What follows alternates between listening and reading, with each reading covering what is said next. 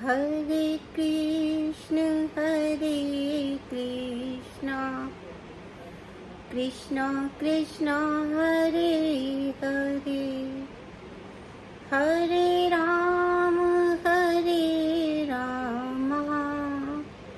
राम राम हरे हरे। हरे कृष्णा सभी भक्तों को मेरा दंडवत प्रणाम।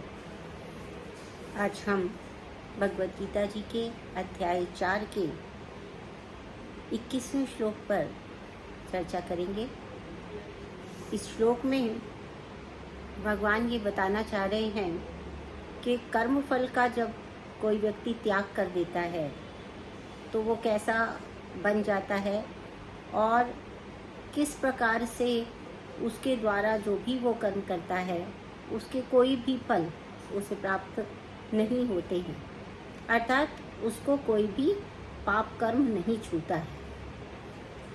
तो भगवान यहाँ पर कहते हैं, निराशी यत् चित्तात्मा त्यक्त सर्व परिग्रह शारीरम केवलम कर्म कुर्वन् आपनोति किल्बिषम्।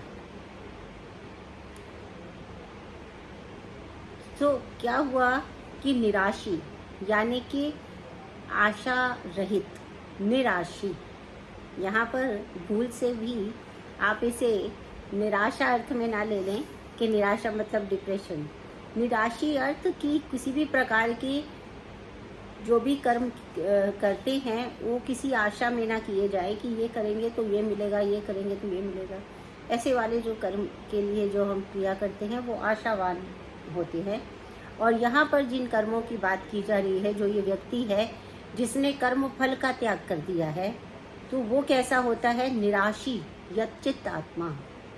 ये क्या करता है? जो कि यच्चित यानी कि जो कि संयमित है, अपने आप को कंट्रोल में रखता है, सेल्फ कंट्रोल्ड व्यक्ति है। और इसलिए वो कैसा है व्यक्ति? वो निराशी है, यानी कि किसी भी प्रकार का फल की आशा वो कर्म से नहीं कर रहा है कि ये मैंने कर्म किया है तो मुझे ये मिलना चाहिए, मैंने ये कर्म किया है तो मुझे ये मिलना चाहिए। ऐसी सब चीज़ों से वो दूर है। त्यक्त सर्व परिग्रह क्या करता है? त्यक्त सर्व परिग्रह। सर्व परिग्रह का अर्थ होता है कलेक्शन, होर्डिंग, इकट्ठा करना। हम सब देखते हैं, हम हमेशा जो सामान है उसे इकट्ठा करते रहते हैं कि आज हम ये गाड़ी ले लेते हैं, इतना धन संचित कर लेते हैं, कभी सोना लेने के लिए चले जाते हैं, कभी चांदी के लिए, कभी हीरे के लिए, कभी किस के लिए। इस तरह से हम लोग जो हैं वो कहीं ना कहीं पे अटके हुए हैं, कहीं ना कहीं पे हम लोग विचलित रहते हैं हमेशा कुछ न कुछ प्राप्त करने के लिए। तो ये क्या व्यक्ति कैसा है? निराशी यच्चित आत्मा, जो मन और बुद्धि से युक्त है। ठीक है ना? चित्तात्मा जो मन और बुद्धि से युक्त है। शारीरम केवलम कर्म, शरीर से ही केवल कर्म कर रहा है। कुर्वन् न आपनोति किल्बिषम्, जब शरीर से ही केवल कर्म करता है तो वो क्या है? वो जो है वो किसको प्राप्त नहीं होता है? कल्मश, जो भी उसके पाप कर्म लगने हैं उसको, जिसकी वजह से हम सभी लोग इस जन्म मरण के चक्र में फंसे हुए हैं, वो सारे के सारे हमें जो है वो भोगने नहीं पड़ते उस व्यक्ति को। किस व्यक्ति को? जिसने सारे कर्म फल का त्याग कर दिया है। वो ऐसा ज्ञानी पुरुष है जो कि मन और संयमित मन और बुद्धि से कार्य करता है। ऐसा कब हो सकता है कि हम अपने कर्म फलों का त्याग कर दें? ऐसा कब होगा? जब वो मन और बुद्धि से युक्त हो। देखिए, मन और बुद्धि तो सभी में होती है। अब होता क्या है कि अधिकतर क्या होता है, देखा जाता है कि हाँ, सभी व्यक्ति, हम लोग जो हैं, हम मन को वश में नहीं कर पाते हैं, बल्कि क्या करते हैं? मन हमें अपने वश में करके रखता है। तो जब मन हमें अपने वश में करके रखता है तो ये मन ही है जो सारे विषयों के ऊपर तर्क वितर्क जो भी करना रहता है वो मन करता है, और जैसा उसको समझ में आता है वो सब तर्क कुतर्क करके वो सबका सब एज इट इज़ बुद्धि को दे देता है और फिर बुद्धि उसी को एनालाइज करके कोई एक रिजल्ट हमारे सामने रख देती है। तो इससे छुटकारा पाने के लिए क्या है कि कुछ ऐसा हम उपाय करें, कर्म फल का त्याग करें। कैसे कर सकते हैं? संयम करके। संयमित किसको करना है कि मन पर हम शासन करें, ना कि मन हम पर शासन करे, है ना। इस स्थिति पर अपने आप को लाना है।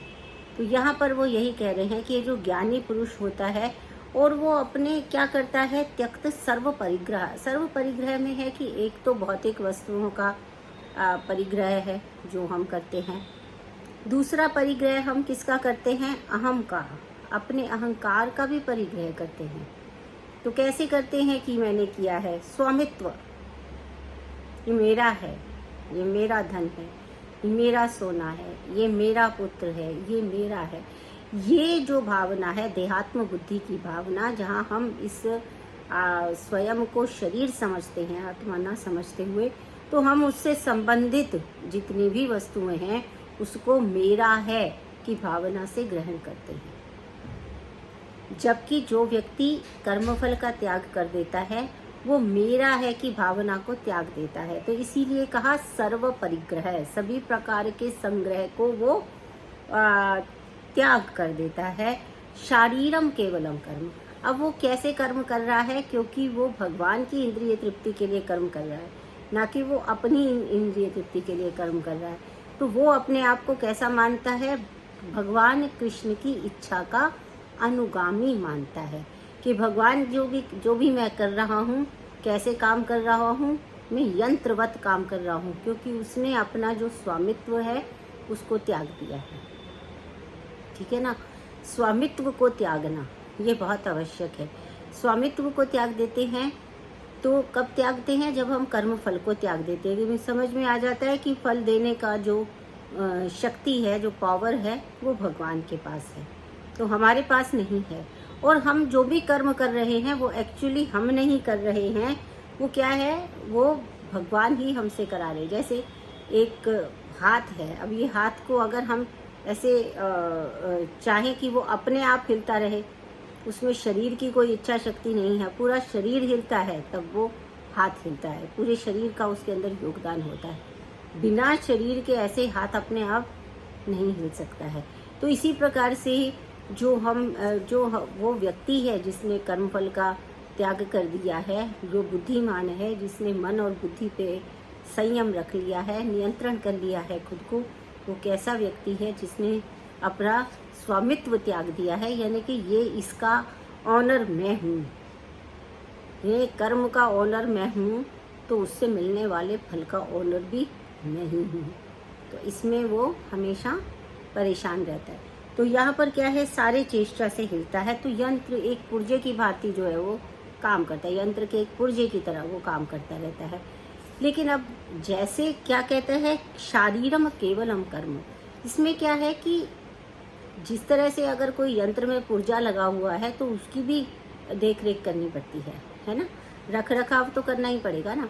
अगर रख रखाव नहीं करेंगे तो वो पुर्जा काम नहीं करेगा, अपना जो काम उसको करने के लिए दिया गया है वो काम वो नहीं कर पाएगा। इसलिए ये व्यक्ति क्या करता है, अपने शरीर के कर्तव्यों का निर्वाह करता है, इसको ठीक रखने का प्रयास करता है, इसके लिए काम करता है, इस शरीर के लिए। ताकि किस लिए, इसलिए नहीं कि ये अपनी इंद्रियों की इच्छा पूरी कर सके, बल्कि इसलिए कि वो भगवान की इंद्रियों की तृप्ति कर सके, उसके लिए वो काम करता रहता है, जिससे कि भगवान की जो दिव्य प्रेमा भक्ति करनी है उसमें कोई व्यवधान ना हो। शारीरिक रूप से अगर कोई व्यक्ति स्वस्थ होता है तभी वो सेवा कर सकता है, तभी वो अच्छे से जप कर सकता है, तभी वो संकीर्तन यज्ञ में भाग ले सकता है, तभी वो तीर्थ यात्रा कर सकता है, तभी वो मंदिर का परिमार्जन या मंदिर की साफ सफाई कर सकता है, अर्चा विग्रह की को जो है वो उनका श्रृंगार कर सकता है। जो भी कर सकता है उसके लिए इस शरीर की आवश्यकता है।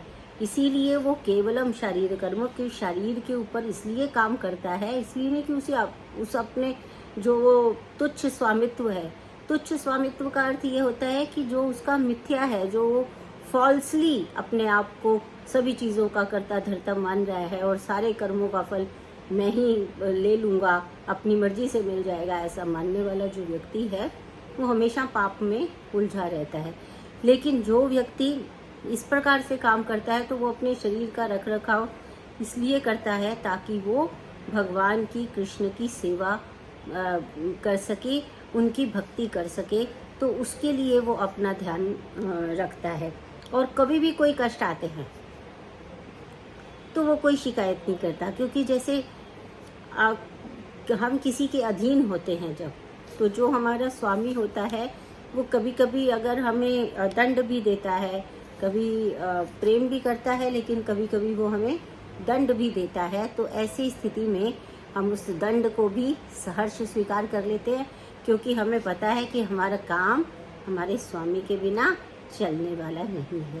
इसलिए वो भी भगवान ने की तरफ से यदि कभी हमें कोई दंड भी मिल जाए तो उसको भी वो स्वीकार कर लेता है। और इसी तरह से क्योंकि अब उसने स्वामित्व भावना को त्याग कर दिया है, उसने अपने कर्म फल का भी त्याग कर दिया है, तो अब उसको किसी भी भौतिक वस्तु की कोई भी इच्छा नहीं रहती है। वो कुछ नहीं करना चाहता है, अनुचित साधनों के द्वारा धन बल इन सबका संग्रह भी नहीं करना चाहता है, और इसीलिए वो भौतिक जो पाप हैं उनसे दूर हो जाता है, वो उससे ग्रस्त नहीं होता है और वो कर्म फलों से एकदम मुक्त हो जाता है। कुर्वन् न आपनोति, पाप पूर्ण फल को प्राप्त नहीं करता है। फलम न आपनोति यानी कि जब ऐसा कर्म करता है तो फिर वो ऐसे जो पाप कर्म हैं ऐसे फलों को वो प्राप्त नहीं करता है।